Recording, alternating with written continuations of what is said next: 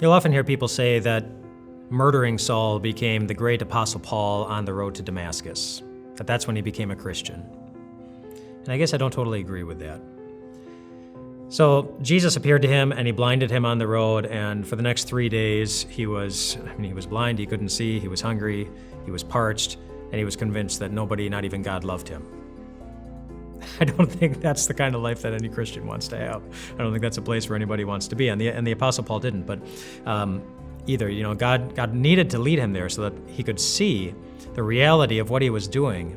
But finally, in the end, God's goal isn't to sap our strength, it's to renew our strength.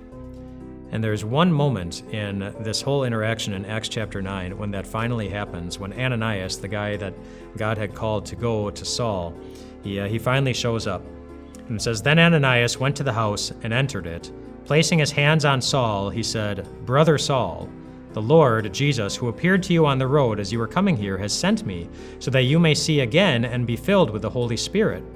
Immediately something like scales fell from Saul's eyes, and he could see again. He got up and was baptized, and after taking some food, he regained his strength." And there's something significant that Ananias said to Saul at the very beginning. Did you notice what he called him? Brother. Brother Saul. He treated him like a member of his own family, which is exactly what God does for each of us through Jesus. Jesus himself calls himself our brother. The Bible says that Jesus is not ashamed to call us his brothers and his sisters. And that was the moment. That was the moment when somebody applied grace, when Saul saw so clearly that he did not deserve Ananias' or God's love, and yet he received it anyway. And how many people in this world have been waiting for longer than 3 days for someone to treat them that way? Just look out in the world and what do you see?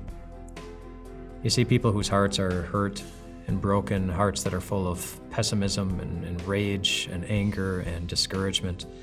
People who've been given up on by others and who a long time ago gave up on themselves. But you know what God sees? He sees something that they don't. He sees a chosen instrument. He sees somebody with amazing strength to lift off human hearts, the heaviest weights, because he sees somebody who lives not by sight, but by faith when he looks at you. Somebody who knows the message that can lift those weights off a person's heart. And somebody who will have opportunities, so many opportunities to do just that. To do for others what Ananias did for Brother Saul. To look at people who are hurting others, hurting themselves, hurting their relationship with God, and reaching out to them with love and with grace. The Apostle Paul, eventually, he did become author of 13 books in the New Testament, and books in which he calls himself the chief of sinners and the least of the apostles and the least of all the saints. But that didn't stop God from calling him and you and me forgiven. By God's amazing grace, how sweet the sound that saved a wretch like me. I once was lost, but now I'm found. I was blind, but now I see. God has certainly put you in a position to help lift the weight of regret and guilt and pain off of other people's hearts, but I'm wondering if there are people who have done the same for you.